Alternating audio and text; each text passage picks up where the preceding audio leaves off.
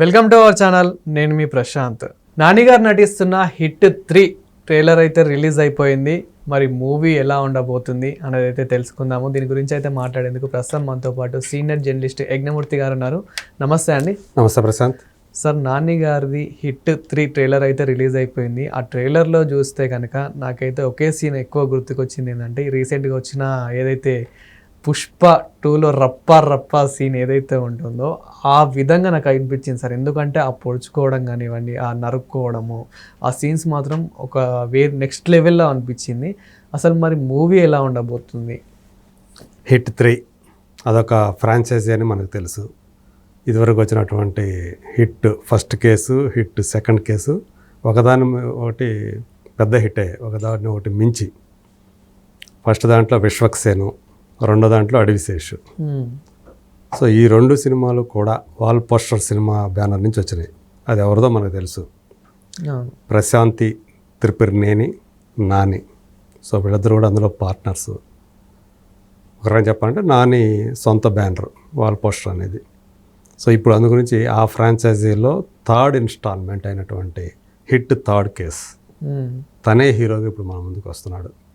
అర్జున్ సర్కార్ అని ఇప్పటికే తన పేరుని గతంలో వచ్చినటువంటి టీజర్ ద్వారానే రిలీజ్ చేశాడు. సో ఇప్పుడు మే 1న సినిమా మన ముందుకు రాబోతుంది. సో అందు గురించి ఇప్పుడు ట్రైలర్ను కూడా మనం ముందుకు తీసుకొచ్చారు.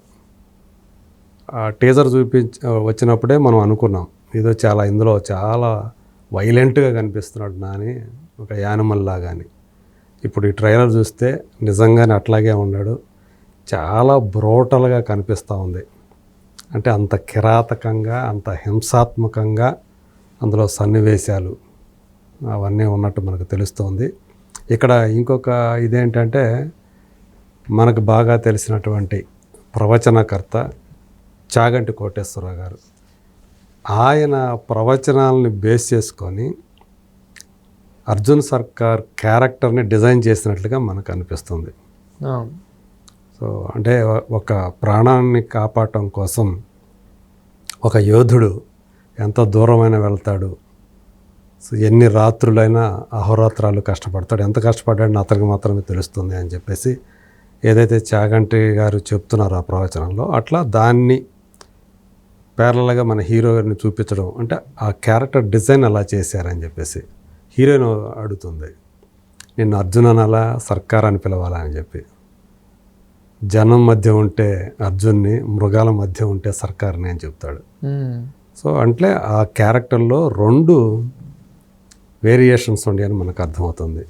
మామూలుగా తన ఫ్యామిలీతోటో లేకపోతే తన వాళ్ళ మధ్య ఉన్నప్పుడు చాలా సాఫ్ట్గా ఉండే అతను, అదే విలన్ల మధ్య, కిరాతకుల మధ్యకి వెళ్తే తను కూడా ఒక కిరాతకుడిగా మారిపోయి, సో వాళ్ళని క్లాసిక్ ఉంది అండ్ మాస్, ఈ 2 మిక్స్ చేసినటువంటి క్యారెక్టర్ అనుకోండి.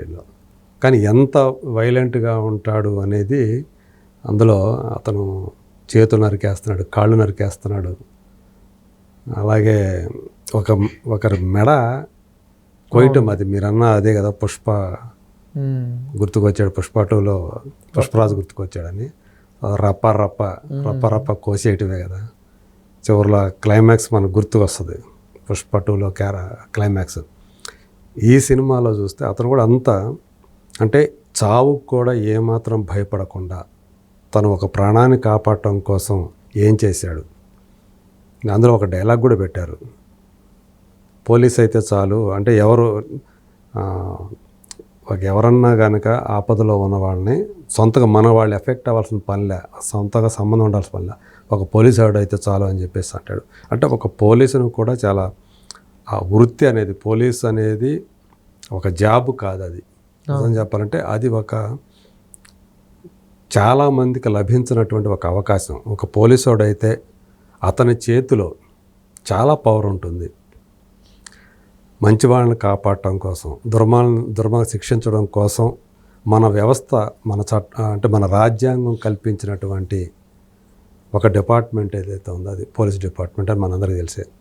సో అలాంటి ఒక పోలీసుడు తను నిజంగా కనుక మనసు పెడితే ఏం చేయొచ్చు అనేది ఈ అర్జున్ సర్కార్ క్యారెక్టర్ ద్వారా మనకు చెప్తాడు. అంటే ఇందులో ఈ థర్డ్ కేసు అని ఏదైతే అన్నారో ఆ థర్డ్ కేసు ఏంటి అనేది కూడా మనకు చెప్పాడు. పాపకి 9 నెలలు సార్, ఆ 9 నెలల పాపని తీసుకుని ఏం చేసి ఉంటారు సార్ వీళ్ళు అని ఆమె ఒక తల్లి ఆవేదన. సో అంటే ఇక్కడ మనకి ట్రైలర్ చూసినట్లయితే కనుక మూవీ మొత్తం ఈ పాప మీదే రన్ అవుతున్నట్లు అదే థర్డ్ కేసు. సో ఎలా ఉండబోతుంది మరి, అంతా ఈ పాప మీదే రన్ అవ్వబోతుంది?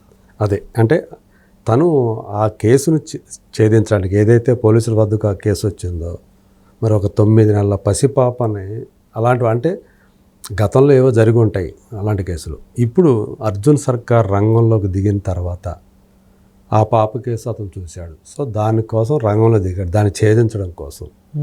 సో దీని వెనక ఏదో పెద్ద రాకెట్ ఉందనే విషయం అతను తెలుసుకున్నట్టుగా, సో ఆ రాకెట్ని ఛేదించడానికి, అలాగే ఇందులో ఇన్వాల్వ్ అయినటువంటి వాళ్ళు ఎవరైతే ఉన్నారో వాళ్ళందరినీ కూడా అంతం చేయడానికి సో అతను ముందుకు వెళ్ళాడు. దాంట్లో అతను ఎన్ని ఇబ్బందులు పడ్డాడు, ఎలాంటి క్లిష్ట పరిస్థితుల్ని ఎదుర్కొని వాటిని ఛేదించాడు, ఏం చేశాడు, ఇదంతా అందులో కనిపిస్తూ ఉంది.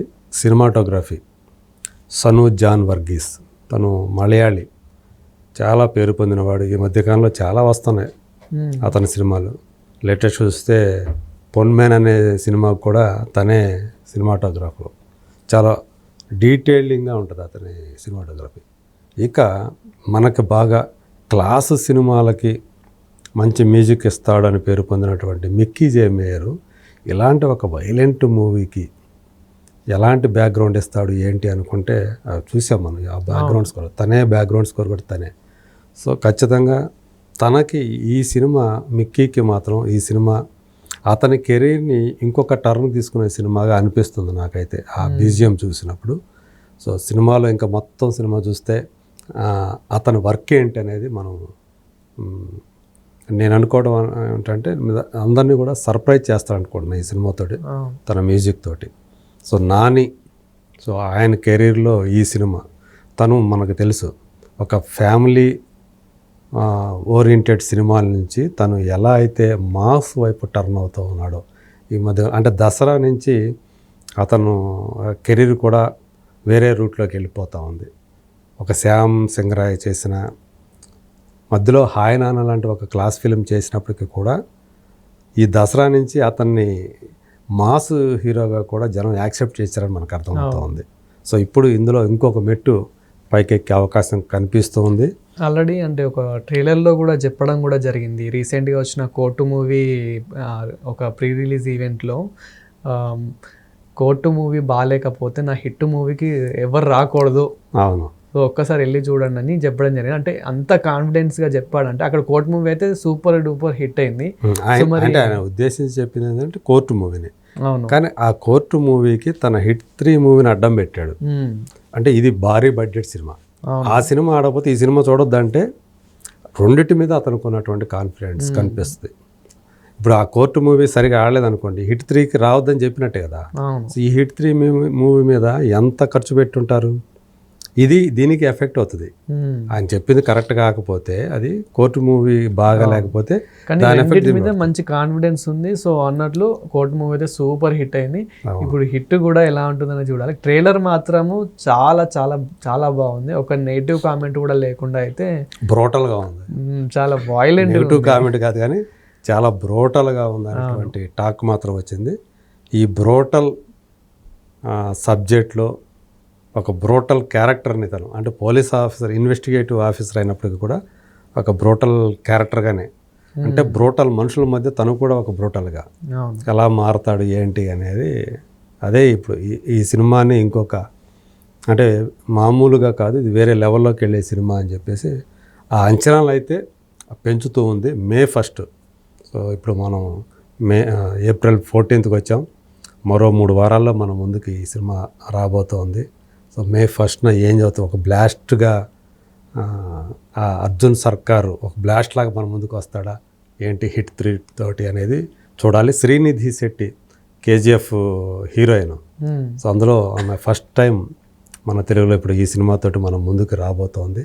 నాని ఆమె కాంబినేషన్ ఆన్ స్క్రీన్ ఎలా ఉంటుంది అనేది, అంటే ఈ ట్రైలర్లో చూసినప్పుడు పెద్దగా మనకేం తెలియలేదు, బట్ సినిమాలో ఎలా ఉంటుంది ఏంటి అనేది ఒక క్యూరియాసిటీ కూడా ఉంది. విలన్లు ఎవరిని కూడా మనకు డైరెక్ట్గా చూపించలేదు ఈ సినిమాలో. సో ఆ క్యూరియాసిటీ కూడా ఒకటి ఉంది, ఎవరు అసలు ఇందులో యాక్టర్స్ ఏంటి అనేది చూడాలి మరి ఏమవుతుంది. Thank you sir. Thank you.